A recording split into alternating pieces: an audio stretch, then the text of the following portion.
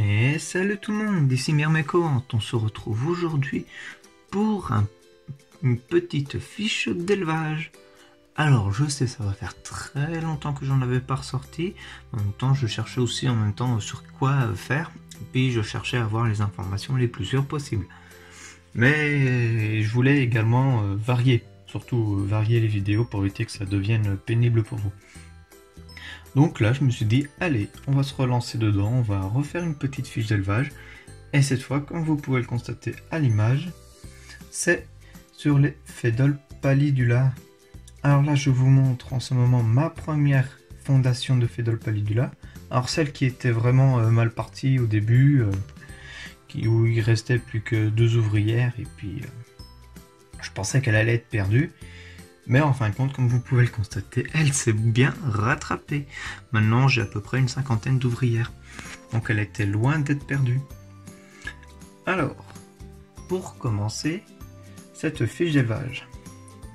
C'est une espèce que l'on retrouve essentiellement... alors c'est une espèce endémique. Alors on la retrouve dans le bassin méditerranéen, essentiellement. Pour ça, c'est une espèce qui est habituée à avoir quand même des températures plutôt élevées, entre 25 et 30 degrés. Donc du coup, si vous êtes dans le nord de la France, pensez à les chauffer. Faut pas oublier.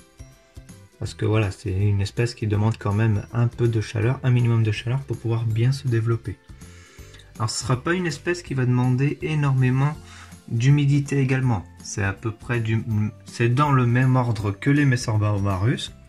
Alors c'est entre 25 et 50 d'humidité à la surface du nid. Donc ouais, ça demande pas énormément non plus. C'est une espèce qui est plutôt simple d'élevage, comme on peut le voir via ses paramètres. Le seul truc qui serait pénible avec cette espèce, c'est qu'elle a les évasions, elle s'évade très facilement. Très facilement.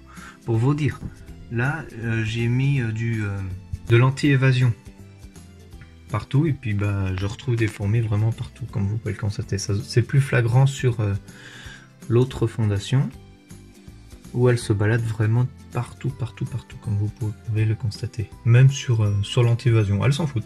Elle marche dessus. Littéralement. Donc c'est une espèce qui fait différentes castes. Donc il y a les minors et les majors. Donc j'ai pas vu sur les informations sur internet et de ma propre expérience qu'il y ait de médias.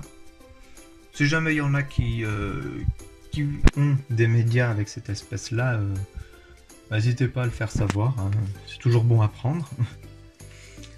Alors c'est une espèce également qui est omnivore, mais elle a quand même une préférence tout court, une préférence pour les insectes. Elle va préférer les insectes, voilà. Donc j'ai lu ça aussi, et puis j'ai fait mon test moi-même, que c'est une espèce qui pouvait manger des graines, à ma grande surprise. Donc je leur avais passé quelques petites graines, et puis elles les ont emportées. Et elles les ont mangées. Mais rarement. Je leur en ai en donné qu'une seule fois depuis qu'elles sont là. Également avec cette espèce, ce qui est impressionnant, c'est le recrutement pour la nourriture. C'est qu'elles font un recrutement massif dû à leur petite taille, effectivement. Car leur petite taille est entre 3 et 5 mm. Donc vous voyez, pour compenser leur petite taille, elles vont recruter un maximum de fourmis pour pouvoir venir à bout des insectes les plus gros pour pouvoir manger. Le recrutement. Pour vous dire à peu près, il y a environ les 3/4 des fourmis qui partent sur la bête et qui sortent des tubes. C'est vraiment impressionnant. Donc ensuite, c'est une espèce aussi qui va avoir une fondation indépendante. En gros, on peut la fonder indépendamment, pas obligé de nourrir la gyne pendant qu'elle est seule. C'est une espèce également qui se développe extrêmement rapidement.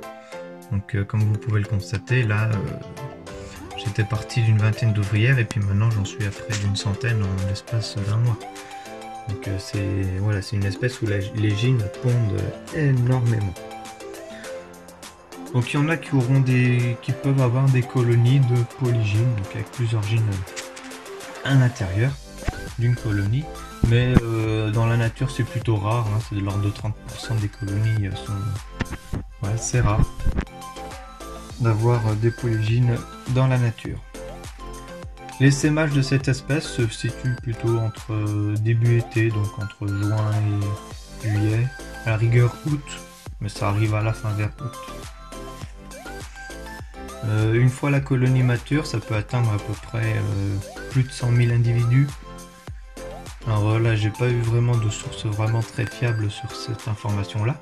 Donc dans l'ordre des 100 000, on peut même compter 200, 300 000 à la rigueur. Parce que voilà, c'est quand même une espèce extrêmement prolifique, donc on peut s'attendre à d'énormes colonies une fois matures. C'est que le nid doit être obligatoirement blindé. Si le nid n'est pas blindé, vous allez le retrouver plein de trous partout, parce que elles vont pas attendre qu'elle n'ait plus de place pour pouvoir creuser le nid. Elles vont le creuser comme ça les arrange, même si elles ont encore toute la place du monde. Donc obligation absolue de l'avoir blindé. Également pour l'aire de chasse, obligation absolue de l'avoir fermé. Comme je l'ai dit précédemment, elles ont une facilité d'évasion très facile. Voilà, rien que là, elles se baladent sur l'anti-évasion comme si de rien n'était. Donc il faut vraiment faire attention à mettre un couvercle. Alors là, comme on peut l'observer à l'image, il y a un major. Donc c'est une espèce qui fait assez facilement des majors, hein, assez rapidement. Donc vous allez vous retrouver avec pas mal de majors à la fin, une fois que votre colonie sera mature. La diapose, comment ça se fait? En fait, c'est pas une diapose obligatoire, c'est comme les messors. Alors ça, ce sera selon les expériences de tout le monde. Moi, ce que je peux vous dire, c'est que vu que c'est une espèce endémique, de préférence de faire une diapose, même si c'est pas vraiment une diapose ultra fraîche à 5-6 degrés, mais plutôt peut-être une petite pause hivernale pour reposer la gine. Même si on ne leur en fait pas, cela ne va pas gêner, ne va pas entraver la vie de la gine absolue obligatoirement. Donc c'est au bon vouloir de tout le monde. Voilà, j'espère que cette vidéo vous aura plu. Alors, normalement j'ai rien oublié, donc si jamais j'oublie des choses, n'hésitez pas à me les dire en commentaire. Si jamais vous avez observé certains comportements que je n'ai pas cités, n'hésitez pas à me le dire également. Donc j'espère que cela vous aura plu. Je vous dis à la prochaine pour une future vidéo. Ciao tout le monde!